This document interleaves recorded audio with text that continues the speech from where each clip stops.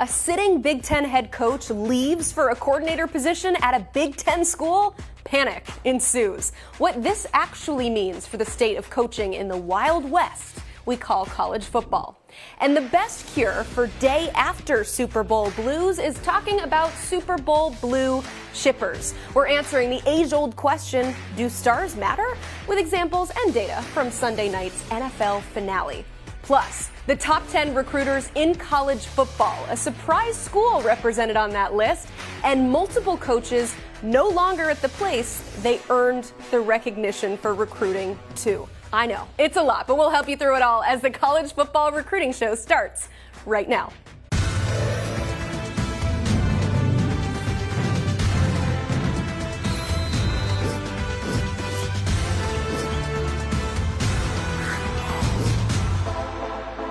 Hello and welcome into the show. I am Emily Proud. A reminder to make sure that you are subscribed to the 24/7 Sports YouTube channel. Also, if you would be so kind as to like this video so my producer doesn't have to ask me to ask you later in the show. Chances are he still will. Either way, you hit that like button. I'm going to hit the headlines because guess what? The #1 class in 2025 is running away with it. Notre Dame picking up another commitment, this time from wide receiver Elijah Burris. He is the son of NFL veteran and Super Bowl champ Plaxico Burris. The Fighting Irish now have 15 total commits. That is far and away the most in 2025. Meanwhile, a big win for new Duke head coach Manny Diaz. Four-star linebacker Cameron Smith committing to the Blue Devils over the weekend. He's a top 247 player and top 20 at his position. And hey, the coaching carousel, it just won't stop spinning. The latest, UCLA head coach Chip Kelly leaves for another job in the Big Ten as Ohio State's offensive coordinator. We'll break down this unprecedented move in just a bit, but the Bruins really wasting little time in naming his successor, UCLA Hall of Famer Deshaun Foster, to have the next head coach. Foster had just taken the job as the Las Vegas Raiders running backs coach, but will now lead the Bruins into the Big Ten, and clearly the players are excited about their new head coach. And that leads us into our next segment. And for that, we're bringing on national college football writer Brandon Marcello. First, let's start with that. New UCLA head coach Deshaun Foster. What do you think of this fit?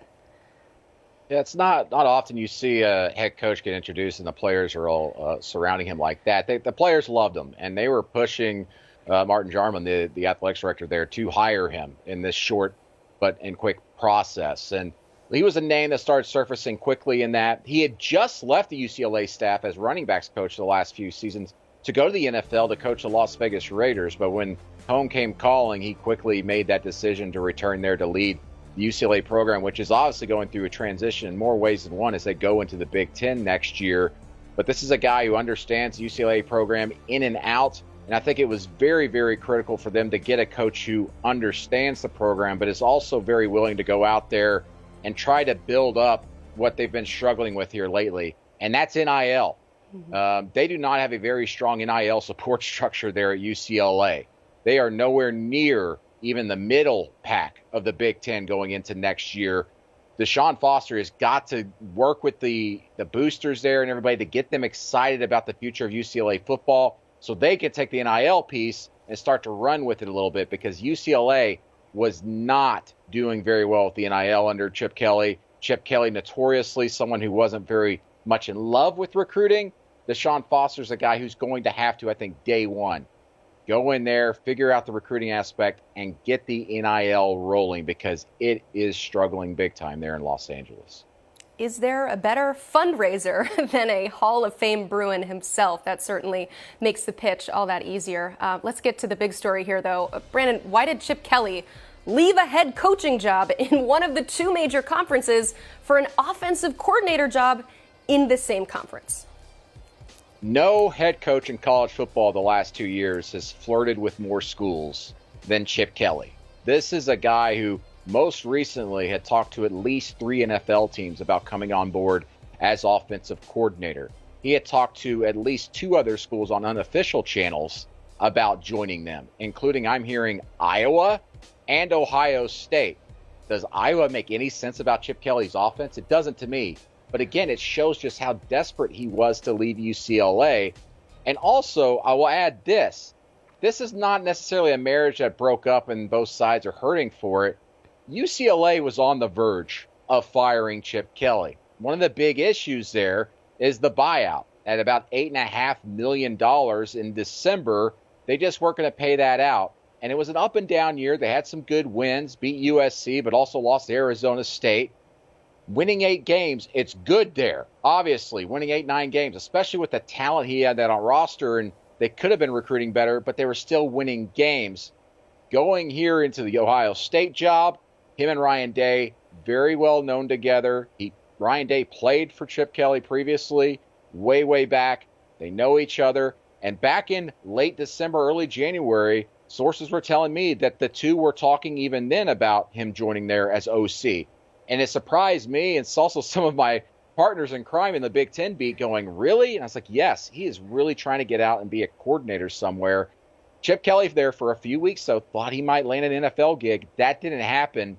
Chip Kelly, though, lands softly there in Columbus. I wouldn't be surprised if he tries to use this just as a launching pad to get back into the NFL, either as a coordinator or a head coach, but most likely as a coordinator. Chip Kelly has made it very clear that he looks like he's done with college football as soon as possible. Yeah, based on some of the, the things that he has said in the media recently, too, just talking about the woes of being a head coach. But, man, there was a lot there, Brandon. I'm trying to, react to all of this with a buyout that big. It sounds like he kind of gave a gift to UCLA, and also trying to picture him coordinating Iowa's offense is an image, certainly. Last question I have, though. I mean, with a move as head-scratching as this one, naturally, we're, of course, going to read into it, use it as reasoning for a greater issue. In your eyes, what does this move tell us about the state of coaching in college football? Well, listen, head coaches, for the most part, have always been about themselves and trying to advance their careers. I know they talk about helping players, but they'll help players if it's helpful for them. And I think a lot of coaches are good people. It's just that the reality of the business is you'll be fired in an instant if you do not win games. I don't know necessarily if this says anything necessarily about the state of college football with NIL and expansion and realignment and the Pac-12 folding and all that. And maybe Chip Kelly saw this as an opportunity to leave a bad school. I don't think UCLA is a bad school. It's one that could be successful. But what is hurting them there is that the financial issues there. They've been in the red the last 5 years, losing millions and millions of dollars. In fact, a total of $167.7 million combined over the last 5 years, operating in a deficit. That's incredible. They're about to get some of that money back, obviously, going to the Big Ten, bigger paydays. But this is also a roster, just looking at the personnel there. They lose quite a bit of production. They rank, I think, 95th in ESPN's returning production chart going into next season. So to expect them to maybe win 7 or 8 games next year, regardless of the conference they were in, was going to be very positive thinking. And I just don't know if the roster is built for that right now. So Chip Kelly, the last couple of years, has really been trying to work to get out of that situation. And for that matter, UCLA was not going to be upset if he found another job, whether it was last year or this year. Because as I said earlier, he was looking for jobs a year ago, we were told. Didn't land anything. This year was pretty much his last opportunity. Otherwise, he's going to be stuck there and probably get fired at the end of this upcoming year. All right, so we should not read into it too much. This was a particular situation, but it's LA. There should be plenty of money. Help the Bruins out here. Thank you for helping us out, Brandon, by being on our show. We really appreciate it. Thanks. All right, let's talk about the Ohio State of it all. Buckeyes offensive coordinator for a few weeks, Bill O'Brien, leaves for the Boston College job, and Chip Kelly stepping in, as we just said, to coach Ohio State's talent-rich offense. And when it is time to talk about the Buckeyes, there's one phone call we make, and it is to Dave Biddle of Bucknuts.com. Dave, as it pertains to this roster, a big reason Alabama signee quarterback Julian Sayin came to Ohio State was apparently because of his relationship with Bill O'Brien. So what fallout do you anticipate, if any, following his departure now? Yeah, Emily, I think there was some concern at Ohio State about that initially. I think that's been squashed at this point. They really like Julian Sayin, and he feels like he's in a good spot. And I think if you're Aaron Nolan, the other quarterback in the class, from what I'm told, you should be a little bit concerned. Now, we haven't even got to spring ball yet, so it's a little crazy to talk about this. Almost as crazy as to talk about Chip Kelly being the offensive coordinator at Iowa. but I digress. But like seriously, I'm hearing Julian saying is going to stay at Ohio State. I think it's very likely he will, get on the field this year and be a backup and will be the Buckeye starter in 2025. That would be my projection. So, stranger things have happened. College football has never been in a crazier state than it is now. But I'm hearing Julian Sand is happy at Ohio State, and a big reason is the coaches love him. And and Emily, they wouldn't have taken, in my opinion, you could say they would have taken Julian Sand no matter what. If they were convinced Aaron Nolan was the guy, I don't think they also would have went after Julian Sand. And you're right, that was a big reason he came to Ohio State was Bill O'Brien, who recruited him to Alabama. But I think he's happy with the Chip Kelly hire, and I think Julian Sand's going to stick around. Yeah, so as we read into this loaded quarterback room and what the new hire means, who now stands out to you as the probable starter, since we are aware that Chip Kelly, as of today, will be the one hopefully calling the plays? Yeah, hopefully this isn't a 3-week gig for him if you're an Ohio State fan. No, but it seems like Chip Kelly, he signed a 3-year contract. I tend to think he's going to stick around for a while. As Brandon was talking about, I tend to think that Chip Kelly is done being a head coach and just wants to be an offensive coordinator and not have to deal with all the stuff that head coaches have to deal with. But yeah, Will Howard's going to be the guy, Emily. I can't imagine that he would have come here. He even talked about it. He could have went to Miami. He could have gone to the draft. He was told anywhere between a 3rd, 6th round pick. He got the invite to the Senior Bowl, which was huge for him. And he said that probably was his backup plan. If he didn't go to Ohio State, it probably would have been the NFL. I think there's no doubt Will Howard, as a 5th-year senior, is going to be the Buckeye starting quarterback. Is he going to be, just an incredible college quarterback? No, I don't think so. But I think he's going to be really good and is going to fit what Ohio State wants to do, especially bringing in Chip Kelly now, who, Ryan Day does a great job at the passing game, and Chip Kelly has a lot of good run concepts. So I think it's going to be Will Howard, no doubt, this year. And then look, it's going to be interesting to see what happens with the main backup gig. There's no doubt, Emily, there's going to be guys that transfer. I said guys. At least one of these guys is going to transfer, maybe 2. So I think it's probably going to be Will Howard. Definitely Will Howard as a starter, and then probably Julian Sand as the top backup as a freshman, true freshman. The reason I say that is because I think Devin Brown will probably transfer after spring, just a guess. Just a guess. It is February, but Dave, we do need something to talk about this time of year, so we might as well speculate on what this quarterback room could look like. But of course, so many things are going to change over the next few months. But one thing that's not going to change is the offensive firepower that Kelly now has to work with. You mentioned some of those run concepts. I look at the 2 guys coming back at the running back position. He has had his fair share of success calling plays as well. So when you marry the 2 things together, what are expectations for this Ohio State offense?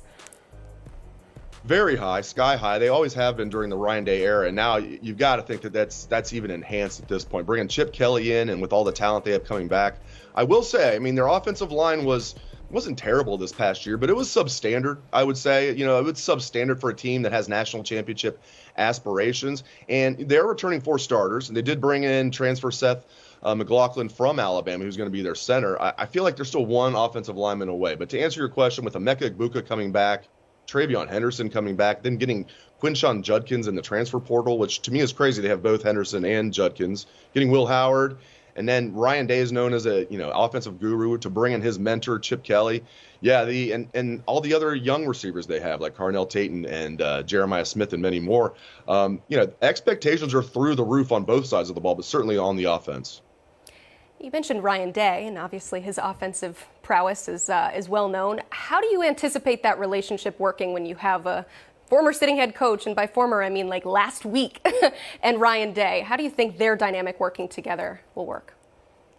It's so interesting because they go way back, and it'd be like having like your boss when you came up in the business, then you become the boss, and then he's working for you or she's working for you. It's just because. Keep in mind, when Ryan Day was a quarterback at FCS New Hampshire, his offensive coordinator was Chip Kelly. And Ryan Day goes out of his way to talk about how Chip Kelly was his mentor, is his mentor. And, that he coached under Chip Kelly at multiple stops in college, 2 different stops in the NFL as well. 1 year with the Eagles, 1 year with the 49ers. And again, since he's taken the job here at Ohio State, he's told us many times in the media, Chip Kelly's my mentor. So I find it highly interesting. And you could look at that 2 ways, Emily. You could say, you don't want to hire too many people that are close to you. But you could say this is good for continuity. They're going to be on the same page. And their offensive line coach, Justin Fry, co-offensive coordinator, worked under Chip Kelly at UCLA before he came to Ohio State. So we'll see. You could say too many buddies in the system, or you could say a lot of good continuity there, a lot of guys on the same page. Yeah, should be an interesting dynamic there, and I can't wait to read all about it on bucknuts.com. Dave, thank you so much for being here. As always, you can check out his work right there. Bucknuts, it is the place to be for all things Ohio State football, recruiting. Check it out, bucknuts.com.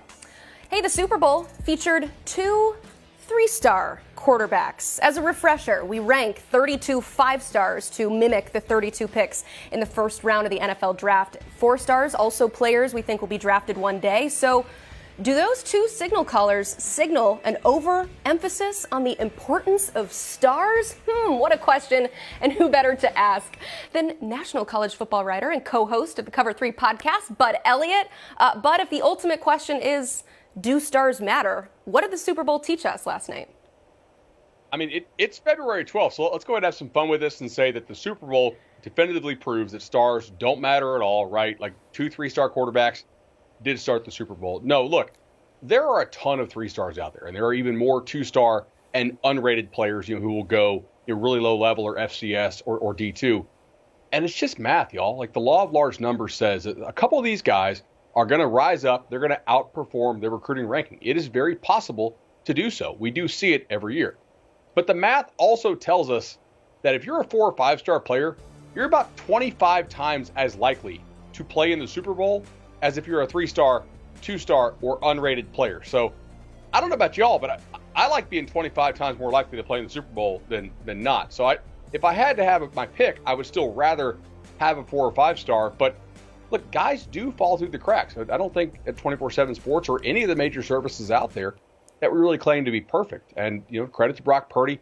Obviously, Mahomes, we knew had some elite tools. He was also a baseball prospect at the time. I will give credit to, Scout.com, which had him as a 4-star. Scout obviously folded into 24/7 Sports about a decade ago now.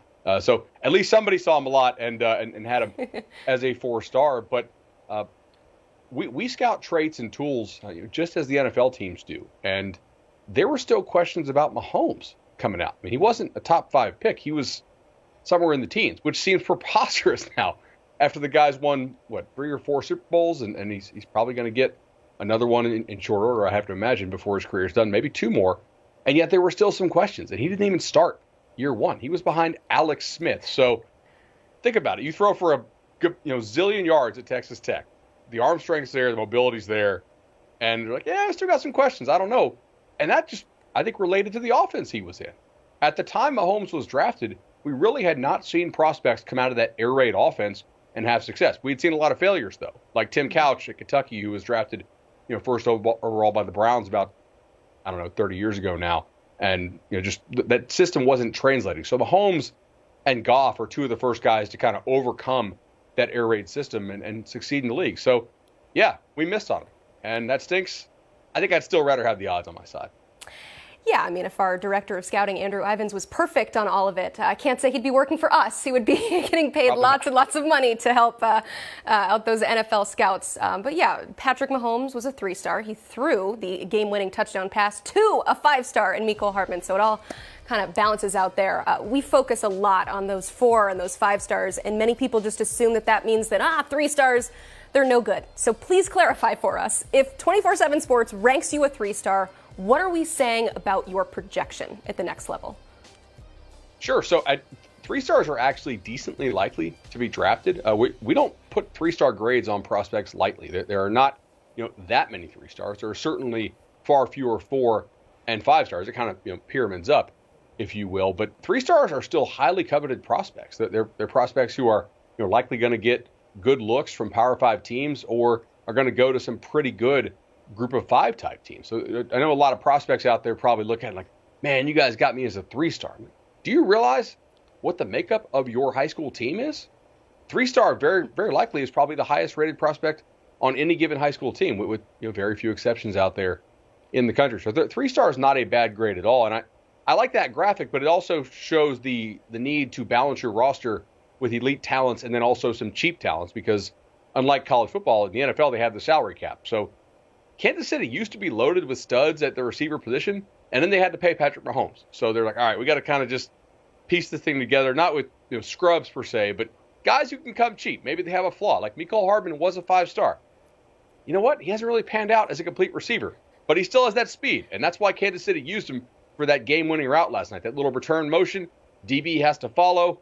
Absolutely no chance that they're going to have that recovery speed to get back out there with Mecole, and easy pickings. Yeah, and he had that speed in high school as well, which is why it's all a projection. I predicted that this was going to happen. My producer is asking you to hit that like button if you have not already, but I'm sure that you have. I hit it. It's very easy. It just looks like a thumbs up. Go ahead. But we're going to continue our conversation because I love this little nugget. The highest ranked quarterback prospect in the Super Bowl last night was the guy who threw the first touchdown pass of the game, and that was Niners wide receiver Juwan Jennings. So with that as the backdrop, what makes quarterbacks just so difficult to project to the next level? So it's a great question, but I think it's mostly because the things that are required of them at the next level are not things that they can always demonstrate either at all or demonstrate a mastery of in high school, right? Some of the mental processing stuff. How do you play under pressure? How do you play when the ball has to come out on time? A lot of these guys just don't have to demonstrate that in high school. I do think UC recruiting rankings have a better hit rate on the positions that I would just call the height, weight, speed position, right? Those positions where purely on the measurables and on the production, you can kind of see if it translates. But not everybody has the ability to have the leadership qualities, which is something that's going to be kind of difficult to gauge in high school at times. The mental processing, how do you handle under the pressure, right? Can you operate an offense? When you get to the NFL, I mean, college is one thing, but in the NFL, there's a lot put on these quarterbacks. Even these offenses where the media is going to claim, hey, it's kind of spoon-fed to the guy. It's still a lot more complicated, a spoon-fed NFL offense, than anything you're going to operate at the high school level. And even if you're really brainy, almost certainly the rest of your teammates in high school are not. So even if you could, I guess in theory, show that ability to have a mastery of some super complex offense, you just wouldn't run that in high school because you got guys on your team who are freshmen and sophomores, and they're probably not going to be able to master that alongside you. So yeah, it is really tough. You have to evaluate as best you can how they process. I'll give credit to Elite 11.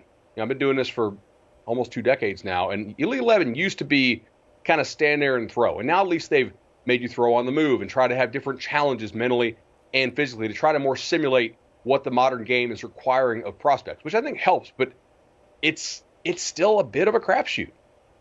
Yeah, especially when it comes to manufacturing pressure. I know you mentioned Elite 11. They do a lot to try to create that, to see how these guys will react under it. But man, Brock Purdy, you talk about just being so calm, cool, and collected. He had to be in a Super Bowl for you to realize that he is capable of that. So it is a tough thing to project. But ultimately, as I said at the beginning of this segment, our projections are all based on the NFL draft, and it's coming up. So what are some important things to remember about high school projections as we head into draft season? So high school projections actually translate to the NFL draft extremely well. You are a lot more likely to be drafted and drafted highly if you are a 4 or 5-star player. 24/7 Sports has been the most accurate recruiting service out there, I believe 6 years running. I always run the analysis, but it's free out there for everybody to nitpick the methodology. If you think I'm biased, go ahead. Please do. I'm pretty sure I'm not, although I do work here. So we've been the most accurate. I'm hoping that'll be true again come this draft. And I like to dig into some of the stories too, because I'm kind of a perfectionist and I want to know why we missed on guys. Okay. And sometimes it's like, you know what? Oh, okay. So this guy, he grew 3 inches. He only played 1 year high school football. He was playing the tuba in the band for the first 3 years. And then he also put on 80 pounds of good weight. So you know what? I'll take that loss. Like that's a fine miss on a guy that you had unranked. And we see that every year. So I like those fun stories. And then I also like the ones where it's like, yeah, we knew that guy was probably a stud from the time we saw he was 14. It's just one of those, hey, God-given talents. If you just stay healthy, you're getting paid. Yeah. I've talked to colleague Cooper Patagna, who's part of our scouting team, about this all the time. And he says, yeah, the misses are what keep you up at night for sure. And so it's good that you go back and evaluate. But you're right. Those numbers are available. You're not biased at all, but we're biased. And we like to have you on the show to explain all of this to us. Bud, thank you so much for being here. Have a good one, Emily. Enjoyed it. We appreciate it. You can check out the Cover 3 podcast on YouTube and, of course, wherever you get your podcasts. I listen to all the episodes. They are fantastic. They will keep it rolling through the offseason, so you will be the smartest college football fan in your circle come the season, which is so far away. I'm going to try not to think about that. All right, we have turned the page to the 2025 class, but a quick reminder how 2024 shook out.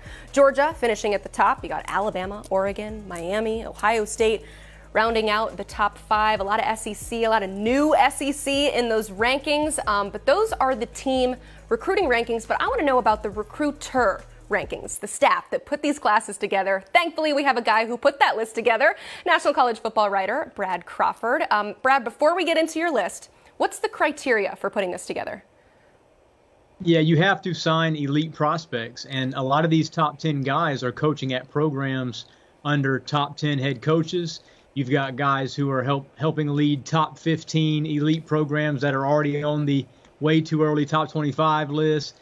Expanded college football playoff watch. So there's not a lot of names in here who are unknowns. A lot of these top 10 guys, Emily, we've seen before over the last 5 or 6 years, really recruiting at a high level for these top end programs. I love it. Let's go ahead. Let's get into those rankings, starting with number 10, Vince Morrow, the Kentucky assistant head coach. If you look at Kentucky's football history, there's not many assistant coaches who have ever been credited with landing 5 4-stars in a single cycle. That's what Vince Morrow's been able to do in this 2024 class. His expertise is in Ohio, a state that's become a hotbed of sorts for the Wildcats. Right now, he is Mark Stoops' top assistant coach. Coming in at number 9, you've got Joe Sloan, who coaches LSU quarterbacks. Yeah, Brian Kelly told Joe Sloan to go out and find him some plug-and-play potential freshman impact guys, and I think he did that. He delivered 4-star tight end, Tradez Green, safety Deshaun McBride, 2 guys who may start as true freshmen. Kelly being able to keep Joe Sloan on staff as quarterbacks coach this cycle was huge, despite losing his OC, Mike Denbrock, to Notre Dame, and then Jaden Daniels going to the NFL. So Joe Sloan, not only is he an elite recruiter in our top 10, but he's also one of the best quarterback coaches in college football heading into spring. Another Tigers coach coming in at number 8, Frank Wilson, who is the LSU assistant head coach. Yeah, LSU is one of 2 programs in our top 10, Emily, with 2 coaches who are top 10 recruiters this cycle. So you know the Tigers got a good class. Frank is one of those, nation's most veteran recruiters. He's won more battles than you can count. He's responsible for 9 signees this cycle, highlighted by 5-star pass rusher Dominique McKinley and 4-star running back out of Texas, Caden Durham, a guy that I think could really rise up the depth chart soon in Baton Rouge. So Frank Wilson's a guy who's been around LSU a long time. He's one of Brian Kelly's top assistants. At number 7, Trey Scott, Georgia defensive line coach. Yeah, currently Trey Scott is Kirby Smart's best recruiter on staff since Fran Brown left for the Syracuse job back in December. Scott has done some really heavy lifting this cycle. Only 4 signees, but all 4 are top 200 players, according to our individual rankings at 24/7 Sports. He also has a verbal commitment from 5-star Justice Terry in next year's class. So Scott's already doing what he does best in that next cycle. At number 6, you got Junior Adams, Oregon wide receivers coach. Yeah, Oregon's a program in the Big Ten now that's going to challenge Ohio State, in my opinion, for top billing in recruiting every cycle these next couple of years. Dan Lanning, several staffers who are relentless on the trail, including this guy, Junior Adams. He and Tosh Lupoy were responsible for more than half of this top 5 class, landing these guys. So Junior Adams is a guy probably going to be a head coach soon, but not in 2024. He stays on Oregon staff. All right, at number 5, Al Washington, Notre Dame defensive line coach. There's a reason Boston College interviewed and nearly hired Al Washington this cycle as the Eagles' next head coach. This man can sign top-end talent.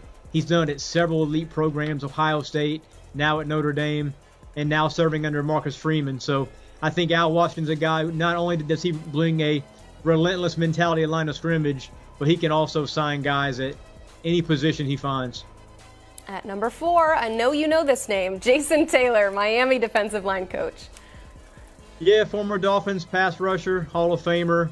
He is now Mario Cristobal's ace in the hole this cycle. And I think it surprised many recruiting insiders because he was able to pull Chicago 5-star Justin Scott after he flipped from Ohio State before Christmas. Jason Taylor's a rising star, and he's now in our top 5 for 2024. And at number 3, Marcus Davis, Auburn wide receivers coach. Yet another SEC wideout coach who excelled this cycle, Marcus Davis at Auburn. This wide receiver room did not produce at the level necessary to win big last season in Hugh Freeze's first season. Marcus Davis is doing what he can to change that. Cam Coleman, 5-star. Perry Thompson, high-end 4-star guy. Both those wideouts have a chance to be freshman starters on the Plains. Davis identified those guys early. He got them signed, and now Auburn's wide receiver room looks like one of the SEC's best. All right, at number 2, Holman Wiggins, Alabama wide receivers coach is what you nominated him for, but now he is the co-OC at Texas A&M. I know Mike Elko is thanking his lucky stars right now for getting Holman Wiggins. Yeah, he's responsible for a third of Alabama's number 2 class overall this cycle.